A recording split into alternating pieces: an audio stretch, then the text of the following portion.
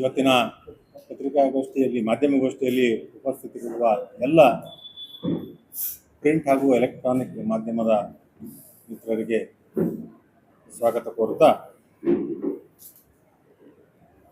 2021ನೇ ಇಸ್ವಿವರೆಗೆ ಸಹಕಾರ ಎಂಬುದು ಕೃಷಿ ಇಲಾಖೆಯ ಕೇಂದ್ರದ ಕೃಷಿ ಇಲಾಖೆಯಲ್ಲಿ ಒಂದು ಸಣ್ಣ ಭಾಗವಾಗಿದೆ. ದೇಶಾದ್ಯಂತ ಎಲ್ಲ ಸಹಕಾರಿಗಳು ಪ್ರತ್ಯೇಕವಾದ ಒಂದು ಕೃಷಿ ಸಚಿವಾಲಯ ಒಂದು ಬೇಡಿಕೆ, ಆಗ್ರಹ, ಹೋರಾಟ ಎಲ್ಲ ನಡೀತಾ ಇದೆ.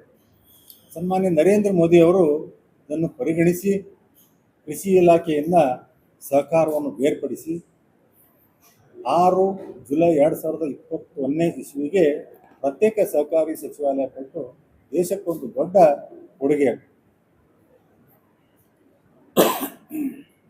ಸಹಕಾರಿ ಸಚಿವಾಲಯ ಕೊಟ್ಟ ಮೇಲೆ ಬಹಳ ಪ್ರಮುಖವಾಗಿ ಸನ್ಮಾನ್ಯ ಶ್ರೀ ಅಮಿತ್ ಶಾ ಅವರು ಸಾಮಾಜಿಕ ಜೀವನ ಪ್ರಾರಂಭ ಮಾಡಿದ್ದೇ ಸಹಕಾರಿ ಕ್ಷೇತ್ರದಲ್ಲಿ. ಅವರನ್ನು ದೇಶದ ಮೊಟ್ಟ ಮೊದಲನೇ ಸಹಕಾರಿ ಸಚಿವರನ್ನಾಗಿ ಸಹಕಾರಿ ಸಚಿವರಾಗಿ ಮೊದಲನೆಯ ಒಂದು ರಿವ್ಯೂ ಸಭೆಯಲ್ಲಿ ಅವರು ಫೈಲ್ಗಳನ್ನು ತರಿಸಿ ನೋಡಿದಾಗ ಯಾವುದೇ ರೀತಿ ಡೇಟಾ ಇರಲಿಲ್ಲ, ಅಂಕಿ ಸಂಖ್ಯೆ ಯಾವುದೂ ಸಿಗಲಿಲ್ಲ. ಅಂದರೆ ಯಾವ ಸ್ತರದ ಸಂಸ್ಥೆಗಳದಾವು, ಎಷ್ಟು ಸಹಕಾರಿ ಸಂಸ್ಥೆಗಳದಾವು, ಎಷ್ಟು ಸಹಕಾರಿಗಳಿದ್ದಾರೆ ಅನ್ನುವಂಥದ್ದು ಇರಲಿಲ್ಲ. ಮೊಟ್ಟ ಮೊದಲನೇ ಅದೇ ಮೀಟಿಂಗ್ನಲ್ಲಿ ಅವರು ಆದೇಶ ಮಾಡಿದ್ದೇನಪ್ಪ ಅಂದ್ರೆ ದೇಶಾದ್ಯಂತ ಒಟ್ಟು ಅಂಕಿಅಂಶ ಸಿಗಬೇಕು, ಡೇಟಾ ಸಂಗ್ರಹಣೆ ಮಾಡುವಾಗೆ ಒಂದು ಆದೇಶ ಮಾಡಿದ್ರು. ಡೇಟಾ ಸಂಗ್ರಹಣೆ ಆದಮೇಲೆ ಹಲವಾರು ಕಾರ್ಯಕ್ರಮಗಳನ್ನು ಅವರು ಹಮ್ಮಿಕೊಂಡರು. ಬಹುಮುಖ್ಯವಾಗಿ ಪ್ರಾಥಮಿಕ ಹಂತದ ಏನು ಸಹಕಾರಿ ಸಂಸ್ಥೆಗಳದಾವು ಅದರದ ದೇಶಾದ್ಯಂತ, ಯಾಕಂದರೆ ಇದು ರಾಜ್ಯದ ಒಂದು ವ್ಯಾಪ್ತಿಗೆ ಬರೋದ್ರಿಂದ ಬೇರೆ ಬೇರೆ ಥರ ಬಯಲಾಗಳ ರಚನೆ ಆಗಿತ್ತು, ಬೇರೆ ಬೇರೆ ಥರ ಅಕೌಂಟಿಂಗ್ ಸಿಸ್ಟಮ್ ಇತ್ತು, ಬೇರೆ ಬೇರೆ ಥರ ಸಾಫ್ಟ್ವೇರ್ ಇತ್ತು. ಅವರಂದರು ಹಿಂಗಾದರೆ ಸರಿ ಆಗೋದಿಲ್ಲ ಅಂತೇಳಿ ದೇಶಕ್ಕೆ ಒಂದೇ ಮಾದರಿ ಬಯಲಾ ಇರಬೇಕು, ದೇಶಕ್ಕೆ ಒಂದೇ cash and cap, common accounting system, common accounting practice ಅಂತ ಅದನ್ನು ಮಾಡಿ ದೇಶಾದ್ಯಂತ ಅದನ್ನು ಮಾಡಿ ಯಾವ ಪ್ರಾಥಮಿಕ ಹಂತದ ಸಂಘಗಳಿಗೆ ಟೆಕ್ನಾಲಜಿಗೆ ಕನೆಕ್ಟ್ ಮಾಡುವಂಗ ನಮ್ಮ ಎಲ್ಲ ಪ್ರಿಂಟ್ರು, ಕಂಪ್ಯೂಟ್ರು, ಇಂಟರ್ನೆಟ್ ಕನೆಕ್ಷನ್ನು ಎಲ್ಲ ವ್ಯವಸ್ಥೆ ಭಾಳ ದೊಡ್ಡ ಪ್ರಮಾಣದ ಅನುದಾನವನ್ನು ಕೊಟ್ಟು ಆ ಸಾಫ್ಟ್ವೇರ್ ಅಳವಡಿಕೆ ಮಾಡಿ ಡೇಟಾ ಟ್ರಾನ್ಸ್ಫರ್ ಮಾಡುವಂಥ ಒಂದು ಭಾಳ ದೊಡ್ಡ ಕೆಲಸ. ಈ ಕೆಲಸ ಆದಮೇಲೆ ಈ ಬಯಲಾ ಏನು ಬದಲಾವಣೆ ಮಾಡಿದ್ರು ಆ ಬಯಲಾ ಅನುಗುಣವಾಗಿ ನಾವೆಲ್ಲ ಗಮನಿಸಿರ್ಬೋದು, ಪ್ರಾಥಮಿಕ ಕೃಷಿ ಪತ್ತಿನ ಸಹಕಾರಿ ಸಂಘ ಅಂತ ನಾವೆಲ್ಲ ಗ್ರಾಮಗಳಲ್ಲಿ ನೋಡ್ತಿದ್ವಿ. ಅದನ್ನು ಅವರು ಬದಲಾವಣೆ ಮಾಡಿ ವಿವಿಧ ಉದ್ದೇಶಗಳ ಗ್ರಾಮೀಣ ಪ್ರಾಥಮಿಕ ಸಹಕಾರಿ ಸಂಘ ಅಂತೇಳಿ ಬದಲಾವಣೆ ಮಾಡಿ ಬರೇ ಸಾಲ ಕೊಡುವಂಥದ್ದು ಆಗಬಾರ್ದು, ಆ ಊರಿಗೆ ಅದೊಂದು ಊರಿಗೊಂದು ಆಸ್ತಿ ಆಗಬೇಕು, ಆ ಊರಿಗೊಂದು ಸೆಂಟರ್ ಆಗಬೇಕು, ಒಂದು ಹಬ್ ಆಗಬೇಕು. ರೈತರು ಬರೇ ಸಾಲ ತಗೊಳ್ಳೋದಲ್ಲ, ಅಲ್ಲಿ ಅವರು ವ್ಯಾಪಾರ ಮಾಡುವಂಥದ್ದು, ಮಾರಾಟ ಮಾಡುವಂಥದ್ದು, ಶೇಖರಣೆ ಮಾಡುವಂಥದ್ದು ಕೂಡ ಬಯಲಾದಲ್ಲಿ ಬದಲಾವಣೆ ಮಾಡಿ ಅನ್ಲಿಮಿಟೆಡ್ ಫಂಡ್ಸನ್ನು ನಬಾರ್ಡ್ ಮೂಲಕ ಘೋಷಣೆ ಮಾಡಿ. ಅನ್ಲಿಮಿಟೆಡ್ ಅಂದರೆ ಎಲ್ಲರಿಗೂ ಕೊಡುವಂಥದ್ದಲ್ಲ, ಯಾರು ಪ್ರಗತಿಪರವಾಗಿ ಒಳ್ಳೆ ಕೆಲಸ ಮಾಡ್ಕೊತಾರ ಅವರಿಗೆ ಗೋಡೌನ್ ಮಾಡಕನ್ರಿ, ಕೋಲ್ಡ್ ಸ್ಟೋರೇಜ್ ಮಾಡಕನ್ರಿ, ಒಂದು ಮಳಿಗೆಗಳು ಮಾಡಕನ್ರಿ, ಮಳಿಗೆಗಳು ಮಾಡಿ ಬಾಡಿಗೆ ಕೊಡುವಂಥದ್ದಲ್ಲ, ಮಳಿಗೆಗಳು ಮಾಡಿ ಆ ಗ್ರಾಮದ ವ್ಯಾಪ್ತಿಯಲ್ಲಿ ಬರುವಂಥ ಏನು ರೈತರ ಉತ್ಪನ್ನಗಳನ್ನು ಅದನ್ನು ಮಾರಾಟ ಮಾಡುವಂಥ ಒಂದು ಕಾರ್ಯಕ್ರಮ ಹಾಕೊಂಡು ಇದು ನಂತರ ಈ ರೀತಿ ಪ್ರತಿ ದೇಶದಲ್ಲಿ ಎಲ್ಲ ಕಡೆನೂ ಅಭಿವೃದ್ಧಿ ಆಗಬೇಕು. ಯಾಕಂದ್ರೆ ಸಹಕಾರಿ ಕ್ಷೇತ್ರದಲ್ಲಿ ಗುಜರಾತ್, ಮಹಾರಾಷ್ಟ್ರ, ಕರ್ನಾಟಕ ಒಂದು 4-5 ರಾಜ್ಯಗಳು ಬಿಟ್ಟರೆ ಬೇರೆ ಕಡೆ ಇರಲಿಲ್ಲ.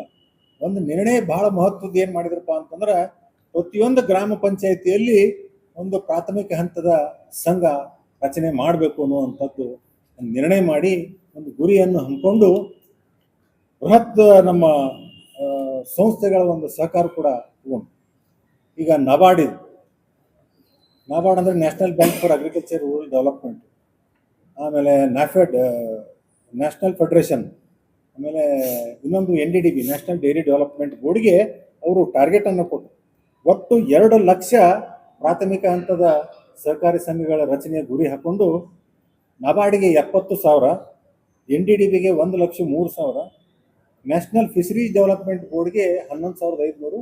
ಇದ್ರ ಜೊತೆಗೆ RCS ಮುಖಾಂತರ ಪ್ರತಿಯೊಂದು ರಾಜ್ಯದಲ್ಲಿ ಸರ್ಕಾರದ ಮುಖಾಂತರ 15,500 ಮಾಡಿ ಒಟ್ಟು 2 ಲಕ್ಷ ಪ್ರಾಥಮಿಕ ಹಂತದ ಸಂಘಗಳನ್ನ ರಚನೆ ಮಾಡಬೇಕು. ಆ ರಚನೆ ಮುಖಾಂತರ ಎಲ್ಲ ಅಭಿವೃದ್ಧಿ ಆಗ್ಬೇಕು ಅನ್ನುವಂಥ ಬಹಳ ಒಂದು ದೊಡ್ಡ ಕಾರ್ಯಕ್ರಮ ಹಾಕೊಂಡು ಮುನ್ನಡೆದಿದ್ದಾರೆ. ಅದೆಲ್ಲ ಪ್ರಗತಿಯಲ್ಲಿ ಸಾಗ್ತಾ ಇದೆ. ಇದ್ರ ಜೊತೆಗೆ ಈಗ ಇಫ್ಕೋ, ಕ್ರಿಪ್ಕೋ ಅಂತ ದೊಡ್ಡ ದೊಡ್ಡ ಸಂಸ್ಥೆಗಳು, ಆ ರೀತಿಯ ಒಂದು ಸಂಸ್ಥೆಗಳನ್ನ ಬೆಳೆಸುವ ಮುಖಾಂತರ ಅಂದ್ರೆ ಮಲ್ಟಿ ಸ್ಟೇಟ್ ಕೋಆಪರೇಟಿವ್ ಆಕ್ಟ್ ಅಲ್ಲಿ ನ್ಯಾಷನಲ್ ಕೋಆಪರೇಟಿವ್ ಎಕ್ಸ್ಪೋರ್ಟ್ಸ್ ಲಿಮಿಟೆಡ್ ಅಂತ ಹೇಳಿ ಒಂದು ಬೃಹತ್ ಸಂಸ್ಥೆಯನ್ನು ಹುಟ್ಟಾಕಿದ್ರು. ಇದಕ್ಕೆ ಯಾರಪ್ಪ ಶೇರ್ ಹೋಲ್ಡರು ಅಂದ್ರೆ ಇಫ್ಕೋ, ಕ್ರಿಪ್ಕೋ, ಅಮೂಲ್ ಅಂತ ಅವರು ಶೇರ್ ಹೋಲ್ಡರು. ಅದ್ರ ಜೊತೆಗೆ ಎಲ್ಲ ಹಂತದ ಸಹಕಾರಿ ಸಂಸ್ಥೆಗಳನ್ನು ಅದರಲ್ಲಿ ಶೇರ್ ಹೋಲ್ಡರ್ ಅನ್ನು ಮಾಡಿ, ಅಂದ್ರೆ ಗ್ರಾಮೀಣ ಪ್ರಾಥಮಿಕ ಹಂತದ ಸಂಘಗಳು ಕೂಡ ಅಲ್ಲಿ 10,000 ರೂಪಾಯಿ ಕೊಟ್ಟು ಶೇರ್ ಆಗುವಂಗ ಮಾಡಿ ಇವತ್ತ ಕೋಆಪರೇಟಿವ್ ಅಲ್ಲಿ ಅತ್ಯಂತ ಐತಿಹಾಸಿಕವಾಗಿ 2025-26ನೇ ಇಸ್ವಿಗೆ 4,300 ಕೋಟಿ ರೂಪಾಯಿ ಅಷ್ಟು ವ್ಯವಹಾರ ಮಾಡಿ ಬಹಳ ದೊಡ್ಡ ಸಾಧನೆ ನ್ಯಾಷನಲ್ ಕೋಆಪರೇಟಿವ್ ಎಕ್ಸ್ಪೋರ್ಟ್ಸ್ ಲಿಮಿಟೆಡ್. ಇದೇ ರೀತಿ ಆರ್ಗ್ಯಾನಿಕ್ಸ್ ಮಾಡಿದ್ರು, ಭಾರತೀಯ ಬೀಜ ಸಹಕಾರಿ ಅಂತ ಹೇಳಿ ನಿರ್ಮಾಣ ಮಾಡಿ ಒಟ್ಟಾರೆ ದೇಶದ ಸಹಕಾರಿ ಕ್ಷೇತ್ರದ ಒಂದು ಚಿತ್ರಣವನ್ನೇ ಬದಲಾವಣೆ. ಈಗ ನಾಳೆ 2026 ಜುಲೈ 6ನೇ ತಾರೀಕಿಗೆ ಬರೋಬ್ಬರಿ 5 ವರ್ಷ ಸಚಿವಾಲಯ ಪ್ರಾರಂಭ ಆಗಿ 5 ವರ್ಷ ಆಗಿದೆ. ಅದಕ್ಕೋಸ್ಕರ ಸಚಿವಾಲಯದವರು ಏನು ಸೂಚನೆ ಕೊಟ್ಟರಪ್ಪ ಅಂದ್ರೆ 5 ವರ್ಷದ ಒಂದು ಯಶಸ್ವಿಗೆ ಸಹಕಾರಿ ಕ್ಷೇತ್ರದ ಒಂದು ಪಯಣ ಇಡೀ ದೇಶಾದ್ಯಂತ ಸಹಕಾರಿ ಸಪ್ತಾಹ ಒಂದು ಆಚರಣೆ ಮಾಡ್ಬೇಕನ್ನುವಂಥ ಒಂದು ನಿರ್ಣಯ ಮಾಡಿ. ಯಾವುದಂದ್ರೆ 29/6/2026ರಿಂದ 6/7/2026ನೇ ಇಸ್ವಿವರೆಗೆ ಸಹಕಾರಿ ಸಪ್ತಾಹ.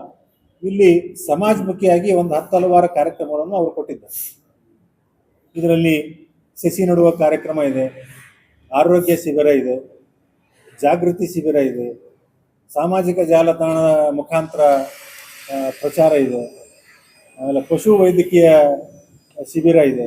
ಈ ಥರ ಒಂದು 10-12 ಕಾರ್ಯಕ್ರಮವನ್ನು ಕೊಟ್ಟಿದ್ದಾರೆ. ಇದು ದೇಶಾದ್ಯಂತ 29/6/2026ರಿಂದ 6/7/2026ರವರೆಗೆ ದೇಶಾದ್ಯಂತ ಈ ಸಪ್ತಾಹ ಆಚರಣೆ ಇದೆ.